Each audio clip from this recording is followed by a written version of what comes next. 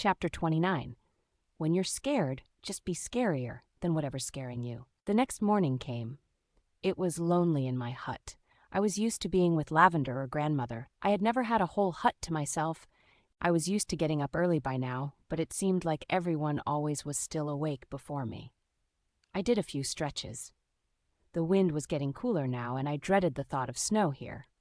I put on some thicker clothing that grandmother had made for me out of wool and fox fur.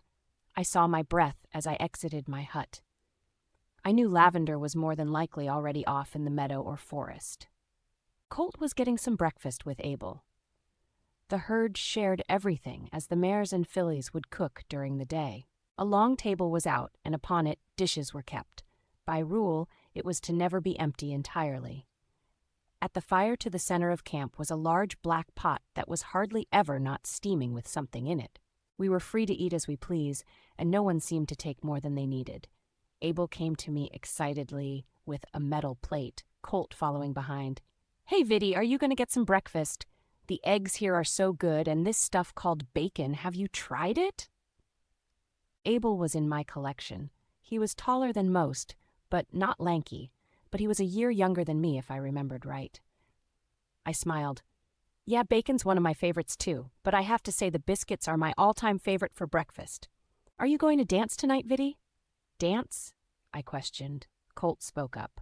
"The dance of the warm hearts, it's a tradition to bring a not-so-harsh winter, by staying up all night and dancing about the fire till morning if you're a filly or a bronco." I shook my head. "I'm not very good at dancing, Abel. I'd probably get it wrong and make the winter worse." "Oh, come on, Viddy." "No, I better not." Colt looked to Abel.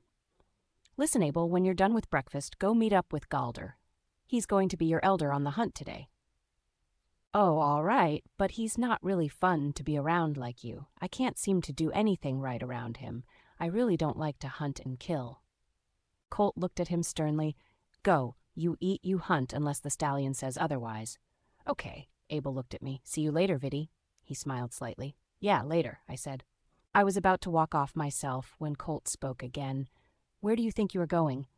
"Off to find Lavender." "You won't find her there." "What do you mean?" I asked. "She's with your foal? We will go together to her?" "Okay. Go get some breakfast and meet me at the edge of the huts." Then he started walking off.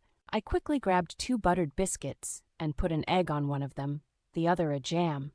I tried to hurry to Colt so as not to keep them waiting, scarfing it down as I quick walked. I had just put the last bite in my mouth, overfilling it when I got to Colt, who was rolling his eyes on his horse.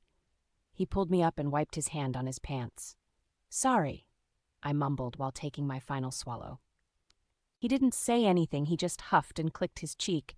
Diligence started to trot off. We went to a new place I had never been before. It was far off from the stream I had met Lavender at. We followed it into the forest tree line, then deeper and deeper into the woods, until we came to a large opening where a pond was. I saw Snow grazing nearby. Lavender was in the water with a tropos on a rope lead trotting around her, splashing the water about. "You tire him out yet?" "He's a strong one, doesn't tire easily." "Strong, more like stubborn. Look at him." Colt shook his head, slapping his hand to his side. I looked at him flailing around. "What are you doing?" Colt looked at me. "I just said it. We are trying to tire him out." "But why?" As we walked closer, he let out a sigh. "You want to ride your horse, don't you?" I had not really thought about it. "I guess so." "You guess so. Vita, this is to be your partner. You keep him safe as he will for you.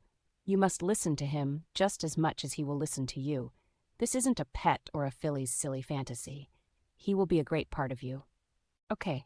Lavender was concentrating on her work as Colt continued his talk. "Look, normally the horses are gentled more as foals, but as fault to what happened, I couldn't come and instruct you on what is to be done, and I'm sorry for that. So now we will let him get tired and see how he handles you on his back. You will need to learn to ride better as well. We will use Diligence for that." "Why not Snow?" I asked. "Because I would rather you learn on a harder horse, so your horse doesn't break your neck when you ride him." "Atropos isn't like Snow at all temperament-wise. Now watch and learn and just stay back, will you?"